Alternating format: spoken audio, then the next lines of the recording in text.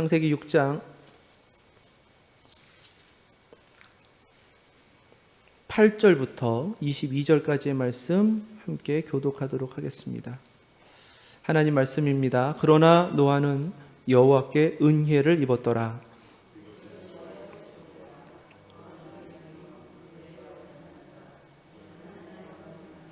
세 아들을 낳았으니 셈과 함과 야벳이라.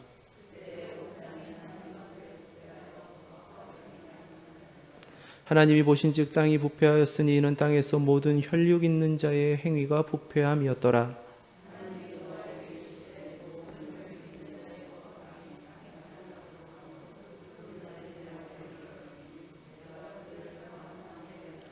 너는 고페르나무로 너를 위하여 방주를 만들되 그 안에 칸들을 막고 역청을 그 안팎에 칠하라.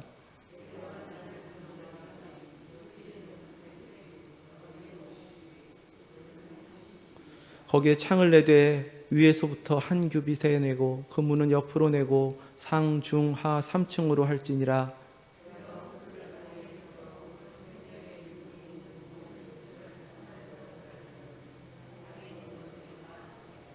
그러나 너와는 내가 내 언약을 세우리니 너는 내 아들들과 내 아내와 내 며느리들과 함께 그 방주로 들어가고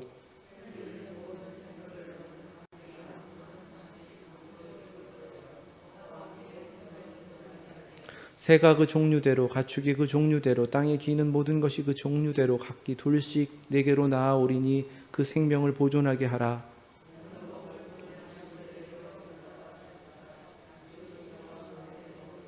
함께합니다. 노아가 그와 같이 하여 하나님이 자기에게 명하신 대로 다 준행하였더라. 아멘. 기도하겠습니다. 하나님 감사합니다. 이렇게 한 주간의 한가운데의 시간을 하나님 앞에 예배할 수 있게 하셔서 감사드립니다. 오늘도 주님께서 하나님의 말씀을 허락하여 주셨습니다. 이 말씀은 살아계신 하나님의 말씀인 줄 믿습니다. 저희에게 믿음을 더하여 주셔서 하나님의 말씀을 깨닫는 은혜를 허락하여 주시고 아멘으로 받을 수 있는 순종의 믿음도 주시옵소서. 부족한 종을 세우셨습니다.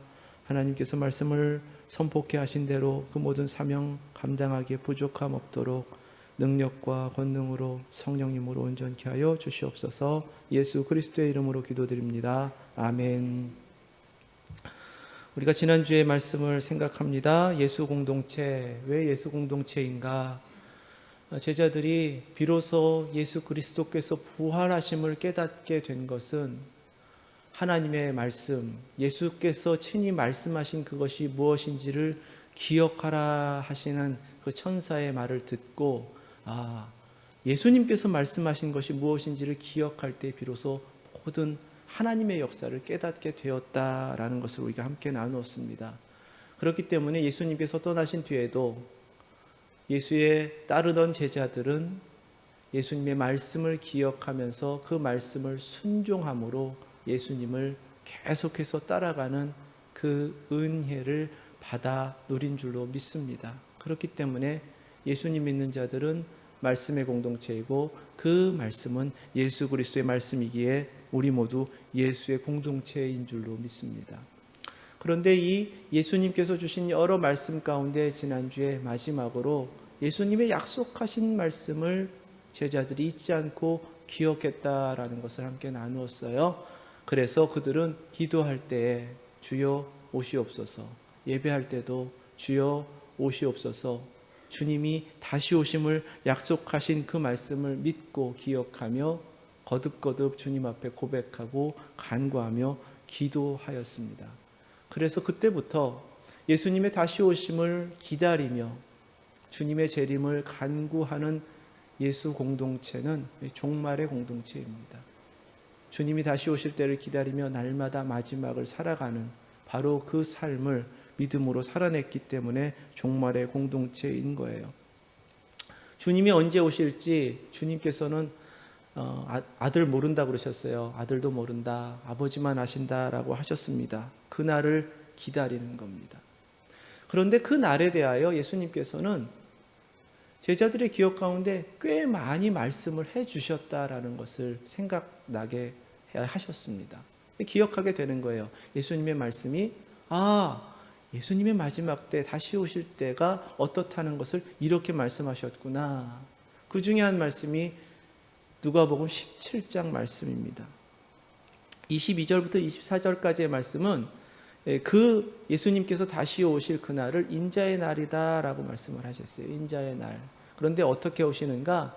번개가 번쩍이듯이 오신다 그러셨어요.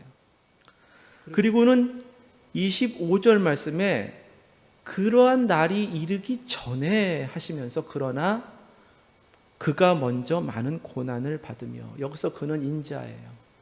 예수님께서 다시 오시는 그 날이 있기 전에 먼저 이루어져야 하는 일이 있는데 그것이 바로 인자가 고난을 받으신다라는 거예요.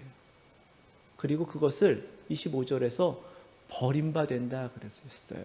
이 세대에게 버림받는다 이렇게 말씀을 하셨습니다. 그러니까 예수님께서 먼저 버려주신다는 거예요. 아직 예수님은 십자가에 달려 죽으시기 전에 이 말씀을 주신 것이란 말이죠. 제자들은 알 수가 없었습니다. 분명히 이 말씀을 하신 것은 예수님이 당하실 고난, 십자가 사건을 말씀을 하시는 거예요. 그런데 십자가 사건을 예수님께서는 이 세대가 나를 버릴 거야 라고 말씀을 하셨다라는 거예요. 이것을 비유로 20장 17절에서는 건축자들이 버린 돌이라고 말씀을 하여 주셨습니다. 그리고 난 다음에 26절 27절이에요. 누가복음 17장 26절 27절에 예수님께서 다시 오실 그때를 이렇게 말씀하셨습니다. 노아의 때에 된 것과 같이 인자의 때에도 그러하리라. 앞에서 인자의 날이라고 할 때는 단수로 쓰셨는데 여기서는 복수예요. 인자의 때라고 번역했지만 날들이라는 거예요. 노아의 때라고 번역했지만 노아의 날들, 일정한 시간을 말씀을 하고 계시는 것이죠. 그렇게 말씀을 하시는 거예요.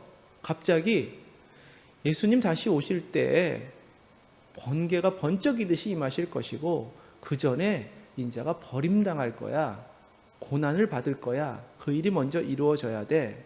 그리고 난 다음에 그 시간이 있는데 노아의 때와 같은 시간이 필요해 라고 말씀을 하시는 거죠. 그러니까 여기서 분명하게는 기다림의 공동체, 종말의 공동체는 노아의 때를 기억하라고 말씀을 주시는 거예요. 노아의 때를. 아주 오래전에 신화처럼 지나간 옛날 이야기가 절대로 아니라는 거예요. 하나님께서 그때 이루셨던 것처럼 예수님의 다시 오실 때가 다가오면 다가올수록 그 모습이 노아의 때와 비슷할 거야 이렇게 말씀을 하시는 거예요. 그리고는 27절에 노아가 방주에 들어가던 날까지 사람들이 먹고 마시고 장가들고 시집가더니 홍수가 나서 그들을 다 멸망시켰으며 이렇게 말씀을 하세요. 이 말씀을 쭉 정리를 하면 이렇습니다. 누가복음 17장 22절부터 27절까지 말씀 이렇게 말씀하셨어요. 인자의 날이 이를 거야. 재림이죠. 그런데 그 일이 이루어지기 전에 인자는 고난을 당해야 하고 세대로부터 버림을 받을 것이다 이렇게 말씀을 하셨습니다. 십자가이죠. 그리고 난 다음에는 노아의 때와 같이 인자의 때도 그러하리라 이렇게 말씀하셨으니까 노아의 때처럼 시간이 있을 거야, 기다림이 있을 거야 라고 말씀을 주신 것입니다. 그것이 종말의 기간이라는 거예요. 그럼 노아의 때가 어떤가? 27절 말씀에 노아가 방주에 들어가던 날까지 사람들이 먹고 마시고 장가들고 시집 가더니 그 다음에는 홍수가 나서 그들을 다 멸망시켰다 그러셨습니다. 먹고 마시고 장가들고 시집 가는 게 홍수로 멸망당할 죄인가요? 그냥 사람 사는 일상이에요. 그러니까 이 모습은 평범한 일상을 그냥 자신들이 살아오는 삶 가운데에서 문제없이 전혀 하나님 앞에서 그냥 아무 일 없을 거라 여기며 살아가던 그때에 하나님께서 홍수로 심판하셨다라는 말씀이 되는 거예요. 왜 이런가? 우리는 노아의 홍수를 하나님께서 결정하실 때에 결정적인 인간들의 모습을 성경에서 증거하십니다. 하나님의 아들들이 사람의 딸들과 혼인하였습니다. 이것은 어떤 의미인지는 잘 모르겠지만 한 가지 분명한 건 있어요. 하나님께서 정해 주신 경계를 넘어선 거예요. 하나님의 사람들이 하나님께서 넘어가지 말라고 하신 경계를 넘어선 거예요. 마치 따먹지 말라 한 선악을 알게 하는 나무의 열매를 따먹었던 것처럼 똑같이 하나님께서 선을 그어 놓으신 그 선을 넘어간 거예요. 그리고 뒤섞인 거예요. 이미 세상의 모습은 그 상태로 일상을 살고 있었던 겁니다. 겉으로 보이기에는 평범한 일상인 것 같지만 그들의 내면에는 이미 죄악으로 다 뒤덮여 있고 오염될 대로 다 오염되어 있는, 더 정확하게요, 선을 넘었기 때문에 하나님과 단절되어 있는, 하나님과 상관없는 상태가 되었다라는 거예요. 그래서 하나님이 그 삶을 향하여서 심판을 결정하시게 되었다라는 것입니다. 죄악된 세상이라는 거죠. 그런데 눈에 보이기에는 별로 크게 문제 있어 보이지 않는다라는 것입니다. 하나님께서 심판하실 그 세상의 모습은 너무나 평범하고 일상의 모습인데, 정작 하나님께서 노아의 때라고 하셨을 때에 지금 우리에게 요구하시는 것은 무엇이겠습니까? 홍수가 다 멸망할 테니까 그때에 노아가 어떻게 구원받았는지를 깨달으라고, 기억하라고 말씀을 주시는 것이죠. 노아가 방주를 100년 동안 지었습니다.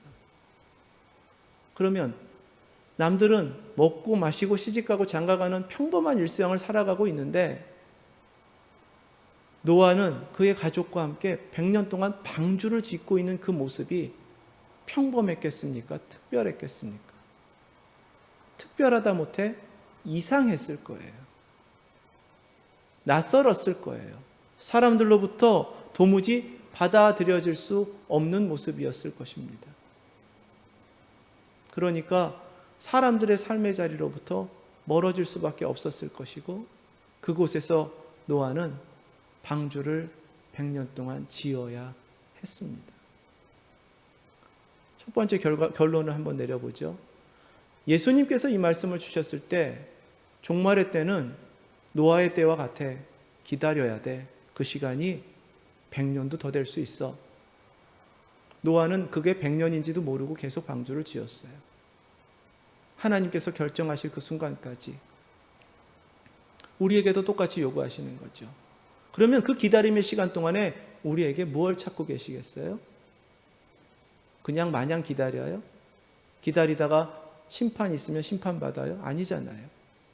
노아가 하나님 앞에 부름받아 은혜를 받았고 방주를 지었던 것처럼 우리 모두에게도 이 기다림의 시간 동안에 노아의 때를 기억하라 하신 것은 방주를 지으라 하시는 하나님의 뜻이 있는 줄로 믿습니다. 이제 이게 오늘 우리가 함께 나눠야 할 주제입니다. 교회가 구원의 방주인가? 오래도록 이 교회는 마지막 때에, 종말의 때에 구원의 방주입니다라는 얘기들을 많이 해왔습니다. 그런데 요 20-30년 사이에는 이런 얘기를 잘 하지 않는 것 같아요. 이단들이 많이 쓰죠, 이 말은. 그리고 최근에는 구원의 방주라면 교회가 정말 하나님 앞에 구원받을 만한, 그리고 세상을 구원할 만한 모습이어야 하는데, 교회 건물은 웅장하게 방주 모양으로 짓고 있지만 교회가 과연 세상 가운데, 사회 가운데서 그런 모습으로 나타나고 있는가? 몇몇이에요. 몇몇 교회들, 몇몇 교회 지도자들이 그렇게 벌린 아주 좋지 않은 사회적인 무리를 일으키는 잘못들인데도 불구하고 대부분의 교회는 선하고 하나님 앞에 의로우려고 애쓰고 깨끗하려고 애쓰는데도 불구하고 다 사회 가운데에서는 매장당하고 있는 현실이란 말이죠. 문득 의로운 한 교회가 자신과는 상관없이, 자신은 잘못도 없지만 교회라는 이름으로 사회로부터 외면당하고 있다면, 그리스도인이라는 이름으로 세상 사람들로부터 외면당하고 왕따를 당하고 있다면, 예수님께서 말씀하신 것, 예수님께서 친히 겪으신 것처럼, 그리고 노아가 방주를 짓는 100년 동안 세상으로부터 겪어야 했던 바로 그 버림당함을, 외면당함을 겪고 있는 것이 아닌가?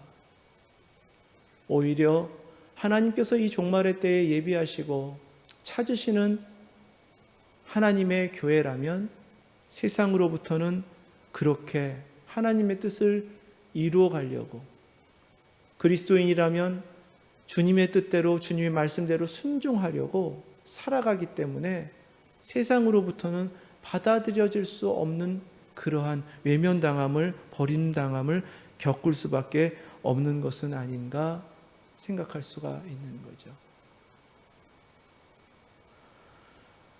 오늘 8절 말씀에 그러나 노아는 여호와께 은혜를 입었더라 라고 말씀하셨습니다. 누가복음 17장 말씀을 우리가 묵상을 했기 때문에 이 묵상대로라면 다시 한번 우리는 우리 자신이 마지막 때에 구원의 방주인가? 대답을 할 수 있어야 돼요. 노아의 때를 기억하라고 하셨으니까 하나님께서는 이 마지막 때에 모든 그리스도인들, 모든 교회 공동체가 구원의 방주이어야 한다라고 말씀을 하셨구나. 그렇다면 구원의 방주라는 것을 이 종말의 때에 어떻게 지어야 하는가? 어떻게 지어질 수 있는가? 오늘 본문 말씀 창세기 6장 8절에선 첫 번째, 노아는 여호와께 은혜를 입었더라. 방주 이전에 노아라는 한 사람이 그러나 세상 사람들이 살아가는 죄가 관영한 그 세대 속에서 그는 그러나 라고 하면서 구별되었다라는 거죠. 그리고 하나님 앞에 은혜를 입었더라. 노아의 방주는요, 하나님께 은혜를 입은 이 한 사람으로부터 시작된 줄로 믿습니다. 종말의 때는요, 하나님 앞에 믿음으로 의롭게 서서 은혜를 받은 저와 여러분들과 같은 믿음의 한 사람으로부터 구원의 방주가 이루어지게 되는 줄로 믿습니다. 이 확신이 있으셔야 돼요. 그리스도인들은 이 확신으로 살아가셔야 합니다. 그렇기 때문에 은혜를 구하고 은혜 없이 못 사는 거예요. 은혜, 오직 은혜로 살아가는 것이 그리스도인의 삶이구나, 교회 공동체의 모습이구나, 이 확신으로 살아갈 수 있게 된다는 말입니다. 그리고는 9절 말씀에 노아는 의인이요 당대의 완전한 자라. 하나님께 은혜를 입은 결과가 의인이요 당대의 완전한 자다라고 하나님 앞에 인정받게 되는 거예요. 노아가 의롭고 완전한 자이기 때문에 은혜를 받은 게 아니라 하나님께서 노아를 은혜를 주셔서 그 은혜를 받은 자가 은혜를 입음으로 말미암아 하나님 앞에 의롭다, 그리고 완전한 자라 인정받게 된 줄로 믿습니다.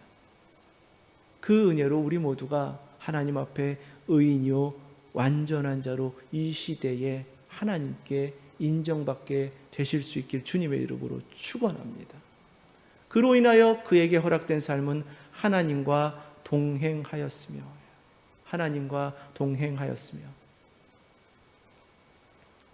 노아의 증조 할아버지가 에녹입니다. 하나님과 동행하였다라는 말은 그의 증조 할아버지 에녹의 모습이었죠.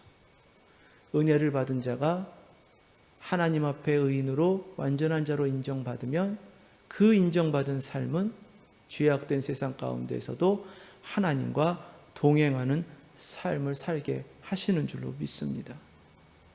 노아의 방주가 세워지기 전에 먼저 세워져야 하는 것은 하나님 앞에 은혜를 받은 믿음의 한 사람인 줄로 믿습니다.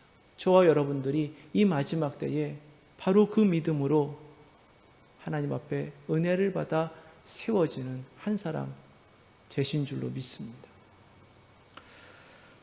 종말 공동체는 그렇기 때문에 하나님 앞에 계속해서 은혜를 구할 뿐만 아니라 하나님과 동행하는 삶을 살아가야 되는 거예요. 우리가 어떻게 하나님과 동행할 수 있다고 그랬습니까? 예수님을 따르는 길은 예수님의 말씀을 기억하여 그 말씀을 깨닫고 말씀을 순종하는 길이라고 말씀을 나누었어요. 그러니까 하나님과 동행한다, 그 은혜의 삶이다 라고 할 때에 우리의 삶은 늘 말씀으로 가득 채워지고 그 말씀이 나를 인도하여 하나님과 동행하는 삶으로 이끌어야 하는 줄로 믿습니다. 이 은혜가 지금 종말의 때에 우리 공동체에게 회복되어야 한다라는 사실이에요. 노아의 방주 사건을 묵상하면서 10절 말씀을 아주 쉽게 간과하는 경향이 있습니다. 노아 세 아들 낳았다는 거죠. 셈과 함과 야벳이라. 왜 쉽게 지나칠 수밖에 없냐면 잘 몰라요. 이 세 아들이 11장에 가면 셈은 노아 홍수가 끝난 지 2해가 지난 뒤에 100세가 되어서 아들 아르박삿을 낳아요. 그러니까 셈은 정확하게 말씀대로라면은 노아가 503세 정도 또는 4세 정도에 낳은 아들이라고 생각을 할 수가 있어요. 이 말만 가지고서는 도대체 그러면 셈과 함과 야벳이 새쌍둥이로 태어났다라는 얘기인지, 아니면 두 아들은 먼저 낳았고 셈이 맨 마지막에 낳았다는 얘기인지, 아니면 셈부터 시작해서 계속 낳았다는 얘기인지 잘 모르겠어요. 그래서 그냥 지나가려고 그래요. 그런데 10절 말씀에서 하나님께서 지금 정확하게 우리에게 주고자 하시는 중요한 말씀이 한 가지가 있습니다. 노아의 방주는 노아 한 사람이 부름받아서 소명으로 받은 것 같지만 사실 10절 말씀에서는 노아 한 사람이 아니라 노아의 가족 공동체가 부름받았다라는 말씀을 주시는 거예요. 세 아들을 낳았으니까 노아에게는 아내가 있었겠죠. 그리고 오늘 말씀 가운데 읽었지만 세 아들은 장성해서 결혼도 하게 됩니다. 이것이 왜 중요한가? 100년 동안 방주를 짓는 이 사명의 길, 이 길은 혼자 감당할 수 없을 뿐만 아니라 하나님께서는 애초에 노아의 가족 공동체에게 맡겨주시는 사명이었다라는 것입니다. 종말의 때에 주님의 교회가 마지막 하나님의 구원의 길을 예비하는 방주와 같이 세워지려면 하나님 앞에 한 사람이 믿음으로 설 뿐만 아니라 믿음의 공동체로 세워져야 하는 줄로 믿습니다. 이 종말의 때에 가장 중요한 것은 그래서 공동체인 거예요. 공동체. 함께 하는 거예요. 예수 그리스도의 이름으로 모여 하나님을 예배하고 한 믿음 가지고 한 마음으로 하나님의 뜻을 이뤄가는 공동체. 하나님께서 이 종말의 때에 우리에게 찾으시는 모습인 줄로 믿습니다. 11절 말씀부터는 그때 온 땅이 하나님 앞에 부패하여 포악함이 땅에 가득한지라, 12절에도요 포악함이 부패함이 13절까지 계속해서 반복됩니다. 노아가 부름을 받아서 방주를 지어야 하는 그 사명, 노아의 가족이 그 사명을 감당하도록 부름받았을 그때의 세상의 모습이 이랬다는 거예요. 겉으로 보이는 것은 먹고 마시고 시집가고 장가가는 일상의 삶인 것 같지만 하나님 눈에는 정확하게 부패하고 그리고 포악이 땅에 가득한 모습이었다라는 사실입니다. 포악이라는 말 히브리어 하마스는 폭력입니다. 폭력. 이 폭력이라는 단어를 생각을 할 때마다 이게 남 얘기가 아니에요. 저녁에 뉴스 들으시면 뉴스 키면 하루에 총질해댔다는 뉴스가 몇 가지 나옵니까? 죽었다는 사람이 몇 명이 나옵니까? 단 하루도 건너지를 않아요. 우리가 살아가는 이 리치몬드는. 폭력이죠. 폭력. 온 땅에 가득한 것이 노아의 때였다라는 거예요. 그런데 노아가 소명을 받았을 때에 방주 지어라. 하나님께서 심판하실 거야. 이 세상은 이렇게 부패하고 포악이 가득해. 다 알게 하셨습니다. 그런데 노아의 사명 100년 동안 감당하는 그 모든 시간에 단 한 번도 세상을 향해서 이 패역한 세대여 하나님의 심판이 임할 것이야. 회개하고 하나님 앞에 돌이켜라. 너희들은 악하고 독사의 자식들아 라고 그들을 비판하거나 심판하지 않았어요. 그것은 하나님께서 그에게 그런 선지자적 사명을 주신 것이 아니었기 때문에 그렇습니다. 오히려 하나님의 심판은 결정이 되었고 지금 당면하고 가장 긴급한 것은 이 패역한 세대에 단 한 생명이라도 하나님 앞에 구원받을 수 있도록 구원의 길을 예비하는 것이 그의 사명이었단 말입니다. 그렇다면 노아의 때를 종말을 살아가는 우리에게 기억하라라고 하셨을 때 하나님께서 우리 교회에게 주신 것은 무엇이겠냐는 말이에요. 세상 손가락질하면서 비판하는 겁니까? 마음에 안 들고 교회를 핍박하는 사회를 향해 욕하는 겁니까? 아니에요. 노아의 때에 노아의 가족은 그 패역한 세상을 향해 손가락질하기보다는 하나님의 구원이 있을 것이라고 하나님의 구원을 예비하는 그 길을 묵묵하게 100년 동안 간 줄로 믿습니다. 오늘 우리가 해야 할 사명이 바로 이것인 거예요. 방주를 짓는 겁니다. 하나님의 구원의 길을 예비하고 그 구원의 길을 세상 가운데 알리는 거예요. 구원받을 수 있도록 하나님의 구원이 여기에 있다고 선포하는 사명, 그것이 바로 노아의 때를 기억하라 하신 우리 주 예수 그리스도의 뜻인 줄로 믿습니다. 100년 동안 계속 지었습니다. 14절 말씀부터 이 말씀이 방주 지은 말씀이 쭉 나오죠. 14절부터 16절까지의 말씀은 방주의 모양이 나와요. 그 규모가 얼마나 큰가요? 자, 그렇다면 하나님께서는 지금 이 거대한 방주를 짓도록 하심으로 말미암아 구원코자 하시는 영혼들, 죽어가는 생명들을 향한 하나님의 사랑을 나타내 보여주신 거예요. 우리가 꿈꿔야 하는 것은 바로 이런 거란 말이죠. 하나님이 지금 이 죽어가는 세상, 죄로 가득한 이 세상 가운데 구원코자 하시는 하나님의 마음이, 구하여 내고자 하시는 하나님의 잃어버린 생명들이 얼마나 크고 많은지를 깨달아야 하는 것이 오늘 이 시대에 노아와 같이 방주를 지어야 하는 저와 여러분들의 사명인 줄로 믿습니다. 방주라는 말을 교회에서 쓰지 않게 된 이유는 이단들이 자꾸만 자기들이 구원의 방주라고 주장하기 때문에 그래요. 그런데 그들이 주장하는 방주는 어떤 거냐면 자기네들 안에 들어오면 구원받는다는 거예요. 자기네들 안에 들어오면 구원받는 거예요. 종말의 때인데 자기들 안에 들어와서 믿고 우리 가르침대로 우리와 함께 있으면 여기가 방주야, 우리만 구원받아, 이렇게 주장하는 것이죠. 이게 틀린 거예요, 사실은. 우리도 만약에 그렇게 믿고 있다면 틀린 겁니다. 여기에서 오해가 있었던 거예요. 예수님께서 노아의 때라고 하신 이 종말의 때에 노아가 어떻게 행했는지를 우리에게 말씀하여 주실 때는 노아가 100년 동안 다 지어진 방주 안에서 하나님의 심판의 때를 기다리고 있었습니까? 아니면 100년 동안 방주를 지어야 했습니까? 이 한 가지 질문에만 대답을 해도 깨달을 수 있어요.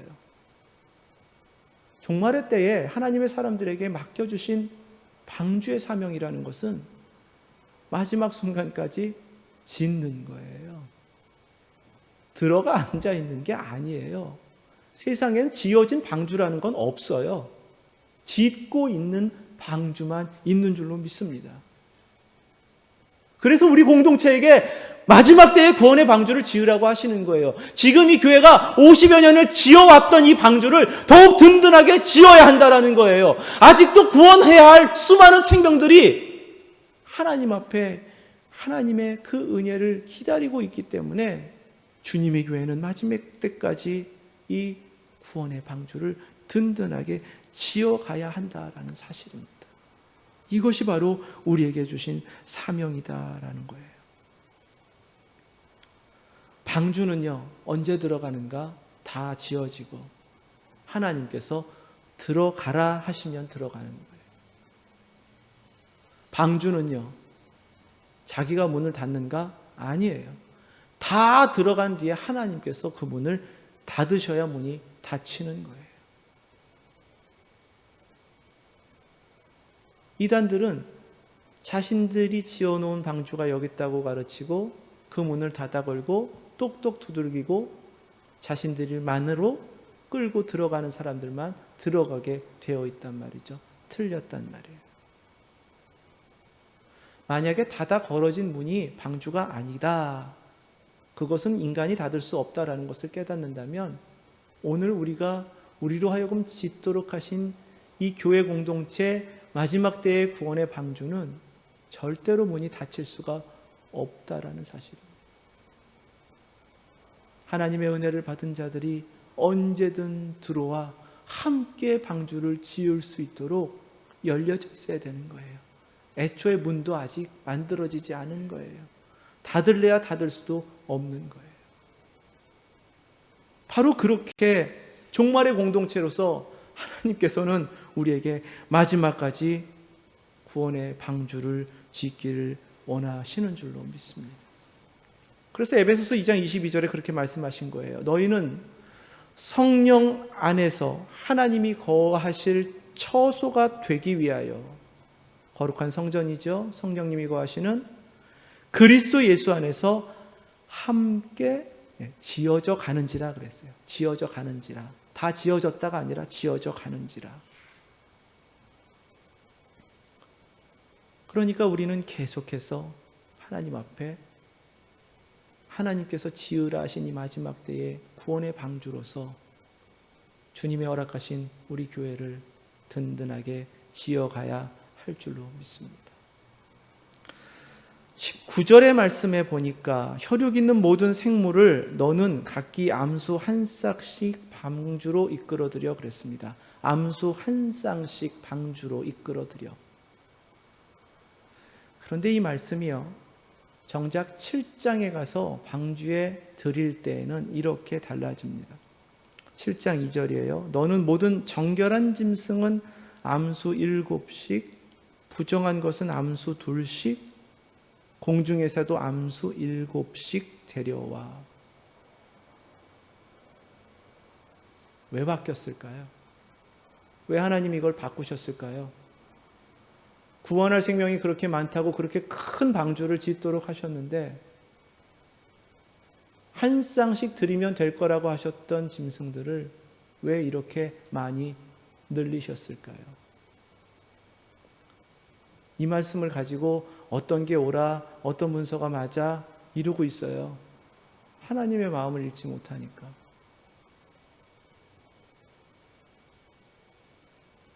세상 속에서 단 한 사람도 이 방주에 탈 노아 가족 외에 한 사람이 없을 거라고 방주를 명령하실 때는 생각지 않으셨던 거예요. 아시지만 생각지 않으셨던 거예요.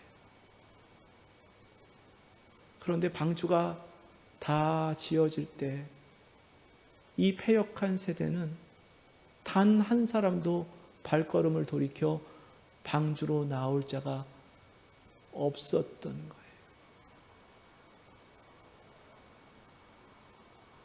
짐승들의 생명만도 못할 만큼 홍수로 쓸어버려 멸망시킬 그러한 존재로 전락한 채 자신들에게 허락된 구원의 길마저 외면하고 버렸던 겁니다. 마지막까지 그들이 하나님 앞에 심판을 받을 수밖에 없었던, 면할 수 없었던 이유는 무엇인가요? 방주를 버린 거예요. 예수를 끝까지 버리는 자들은 그래서 구원받을 수가 없는 거예요. 이것이 얼마나 하나님 앞에 안타까운 하나님의 마음일 뿐만 아니라 우리가 깨닫고 힘써야 하는 오늘의 현실의 모습인지 우리 모두 함께 깨달으실 수 있길 주님의 이름으로 축원합니다. 세계 인구는 계속 늘어나고 있어요. 80억 넘었잖아요. 계속 늘어나고 있어요. 그런데 예수님 믿는 퍼센트는 이제 점점점 줄고 있어요. 그냥 자연적인 인구 증가에 의해서 기독교 인구도 늘기 때문에 원래 기독교 국가였다고 하는 선진국들은 그나마 그 퍼센트가 유지가 되고 있지만 전 세계 인구로 따지면 거꾸로 줄어들고 있어요. 무슨 얘기인가? 예수의 복음을 증거하여 그 복음으로 구원해내야 할 생명들이 그만큼 기하급수적으로 늘어나고 있단 말입니다. 우리 주님 분명히 다시 오실 터인데 그 마지막 때에 우리만 구원 받으시겠습니까? 아니면 여전히 믿지 않는 그들 끝까지 복음을 증거하여 예수님의 복음 듣고 아멘으로 믿음으로 화답하여 하나님의 구원을 이룰 수 있도록 그 거룩한 사명을 감당하시겠습니까?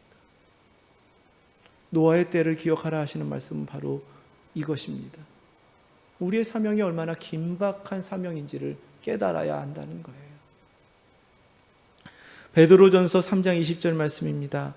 그들은 전에 노아의 날 방주를 준비할 동안 하나님이 오래 참고 기다리실 때에 복종하지 아니하던 자들이라 방주에서 물로 말미암아 구원을 얻은 자가 몇 명뿐이니 겨우 8명이더라. 사람으로 채워졌어야 할 그 자리가 짐승으로 가득 채워지는 것. 예수님께서 그거 기억하라고 하시는 거예요. 100년 동안 지은 방주에 구원받은 사람은 8명이었다는 거예요. 쓸데없는 방주를 짓지 말라는 것입니다. 마지막 때의 교회 공동체는 헛된 곳에 에너지 소비하지 말라는 겁니다. 진짜 지어야 할 방주는 생명 구하는 것이라는 겁니다. 하나님의 내일을 바라보면서 정말 영혼을 구원하는 그 거룩한 구령의 사업, 복음을 증거하며 선교하는 그 사업에 헌신해야 된다는 거예요. 우리만 구원받는 그런 공동체, 그것은 지금 방주를 짓지 않고 있는 것이다 라는 말씀을 하고 있는 것입니다. 8 식구만 겨우 구원받은 이 방주를 위해서 그들은 알지 못하는 그 때를 향해 100년도 넘는 시간을 그렇게 방주를 지으며 하나님 앞에 사명을 감당했습니다. 또 한 가지 우리가 생각할 수 있는 것이 무엇인가? 이 방주의 기간 동안에 노아 부부와 노아의 세 아들 부부 꼭 8명만 구원을 받게 되는데요. 오늘 말씀의 18절에 이렇게 말씀을 주셨습니다. 너와는 내가 내 언약을 세우리니 너는 내 아들들과 내 아내와 내 며느리들과 함께 그 방주로 들어가고, 그러니까 방주로 들어가는 것이 구원받는 것은 분명한데 그 구원받음의 목적이 있었다라는 거예요. 그것은 언약입니다. 언약. 언약이란 얘기는 뭐예요? 약속이라는 거잖아요. 그럼 약속은 이미 끝난 것을 약속합니까? 앞으로 할 것을 약속합니까? 약속은 미래적인 거예요. 언약은 소망이란 말입니다. 방주는 소망이란 말입니다. 방주를 짓는다는 것은 하나님 앞에 소망을 향하여서 오늘 하나님께서 이루고자 하시는 그 사명을 감당한다라는 거예요. 그러니까 방주에 타는 노아의 가족 공동체는 소망의 공동체라는 거예요. 언약의 공동체라는 말씀입니다. 우리는 이 종말의 때에 하나님 앞에 절망이야, 끝이야 이러고 끝나고 있습니까? 아니면 내일의 소망을 바라보고 있습니까? 하나님께서 어떻게 이루셨는지 보세요. 노아의 아버지가 라멕입니다. 라멕은요, 노아 홍수가 있기 5년 전에 죽었어요. 하나님 부르셨습니다. 라멕의 아버지는 무두셀라입니다. 우리가 잘 아는 대로. 근데 무두셀라는 자기 아들보다도 5년을 더 살았습니다. 그러면 언제 무두셀라는 하나님의 부르심을 받은 거예요? 노아의 홍수의 심판이 있던 그 해에 하나님께서 불러가신 겁니다. 무두셀라는 자기 300살에 자기 아버지 에녹이 하나님과 동행하시다가 영원토록 하나님께 가는 것을 보았어요. 경험했습니다. 무두셀라의 꿈이 뭐였겠어요? 아버지처럼 그렇게 하나님 앞에 살기를 꿈꿨지 않았겠습니까? 그 사람 969살 우리가 잘 아는 대로 그때까지 사신 거예요. 그리고는 홍수의 심판 바로 전에 하나님께서 아마도 불러가셨을 거예요. 방주에는 누가 타는가? 노아의 가족 8명만 정확하게 탔습니다. 그리고 홍수가 끝난 2해가 지난 다음에 비로소 하나님께서 그 가정에 3대 손자를 주셨습니다. 하나님께서 지금 방주를 짓게 하신 철저한 목적은 오늘에 있는 것이 아니라 내일에 있다라고 말씀을 주시는 거예요. 너희를 구원해야 하나님께서 하나님의 내일 이루실 내일에 하나님의 소망이 있다라는 말씀을 주시는 것이란 말입니다. 우리가 오늘 방주를 지어가야 하는 거룩한 믿음의 공동체를 세워가야 하는 이 사명은 오늘 우리뿐만 아니라 내일의 소망이 있는 사명이란 말입니다. 우리 공동체가 무너지는 건요, 내일이 없는 거예요. 분명히 아십시오. 우리 공동체가 가리가리 찢어지고 깨어지는 것은요, 내일이 없는 겁니다. 다음 세대가 없는 겁니다. 우리가 하나님 앞에 언약의 공동체로 든든히 설 때에 하나님께서 우리를 통해 내일을 약속하여 주시는 줄로 믿습니다. 여기에 언약이 있는 겁니다. 이 시대에 이루어가고자 하시는 구원의 방주, 우리가 살아야 내일이 있다.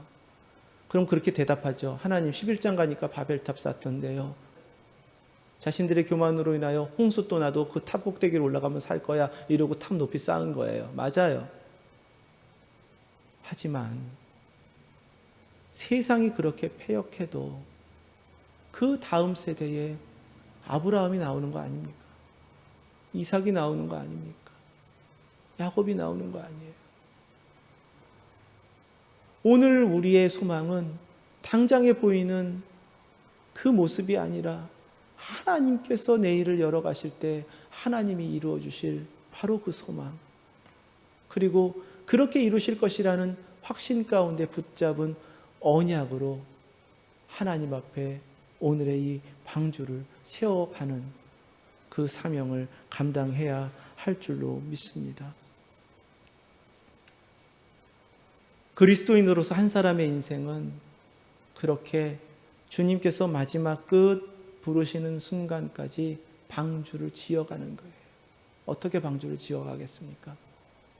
하나님의 뜻에 합당하게 하나님의 구원받은 자로서 그 구원을 이루어가는 삶, 그건 한 가지예요. 하나님과 동행하는 겁니다. 우리가 구원받아 천국 가면 가장 영광스러운 것이 무엇입니까? 하나님과 영원히 함께 사는 겁니다. 그럼 오늘 이 시대에 이 삶을 살아가면서 우리에게 허락하신 방주를 지어가는 삶은 무엇이겠습니까? 하나님과 동행하는 삶. 말씀, 기도, 예배. 게으르지 않고 따박따박 하나님 앞에 그것을 해가며 하나님 앞에 마땅히 쌓아 올려야 할 감사의 제단을 쌓는 것이 바로 그리스도인 한 사람이 자신의 인생에 방주를 짓는 모습입니다. 교회도 마찬가지입니다.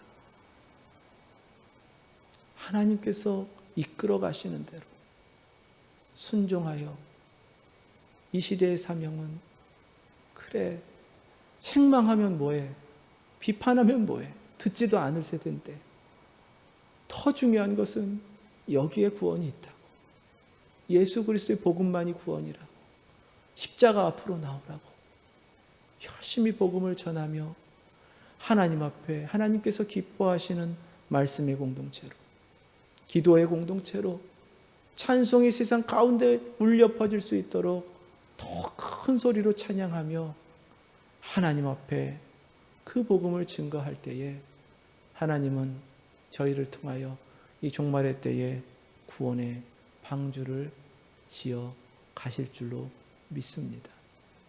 우리 모두가 그렇게 우리의 삶을 통하여 이 마지막 종말의 때에 구원의 방주를 지어가시는 언약의 공동체 되실 수 있길 주님의 이름으로 축원합니다. 기도하겠습니다. 결단하며 기도하겠습니다. 저는 좀 답답해서 큰 소리가 났어요. 우리 공동체에 하나님 앞에 바로 세워지는 것은요, 우리만을 위한 것이 아니라 우리의 내일, 하나님의 미래를 위한 것이다라는 확신을 가지시고, 하나님께서 우리에게 주시는 언약, 우리가 든든히 주님의 방주를 세워갈 때에 거기에 하나님 내일이 있다라는, 하나님의 약속이 있다라는 그 믿음으로 함께 결단하며 나아가길 원합니다. 특별히 기도하실 때 우리 자녀들 위해서 오늘 특별히 기도하시자고요. 우리는 우리 자녀들을 위해서 무엇을 했습니까? 하려고 합니까? 할 수 있습니까? 우리 자녀들에게 무엇을 남기고 있습니까? 무엇을 가르치고 있습니까? 남들 사는 것처럼 일상을 살다가 세상 모든 것이 심판받을 때 함께 심판받는 그 길을 가게 하시겠습니까? 노아처럼 방주를 짓는 인생을 살게 하시겠습니까? 오늘 하나님 앞에 우리 자녀들을 위해서 기도하시고, 하나님 은혜를 주시옵소서. 저희 교회 공동체에 우리 자녀들을 보내주시옵소서. 하나님 은혜로 함께 주의 방주를 지을 수 있도록 은총을 허락하여 주옵소서. 언약을 허락하여 주옵소서. 다 같이 결단하며 기도하겠습니다. 하나님 아버지의 자녀들이 이 시간 하나님 앞에 말씀을 통해 깨닫게 하신 대로 결단하였습니다. 무엇보다 저에게 허락하신 우리의 다음 세대 자녀들을 위하여 기도하였습니다. 하나님, 저희에게 내일을 위하여 우리 자신을 드릴 수 있는 헌신의 마음을 주시옵소서. 하나님 앞에 오늘 지어져야 할 그 거룩한 구원의 방주가 우리 공동체 안에 주어진 사명임을 깨닫고 함께 이 마지막 때에 구원의 방주를 지어가는 주님의 공동체 되게 하여 주시옵소서. 우리의 인생도 헛하게 보내는 것이 아니라 주님의 구원의 방주를 지어가며 마지막 순간에 주님 손잡고 주의 영광스러운 나라로 나아갈 수 있는 주님의 자녀들이 되게 하여 주시옵소서.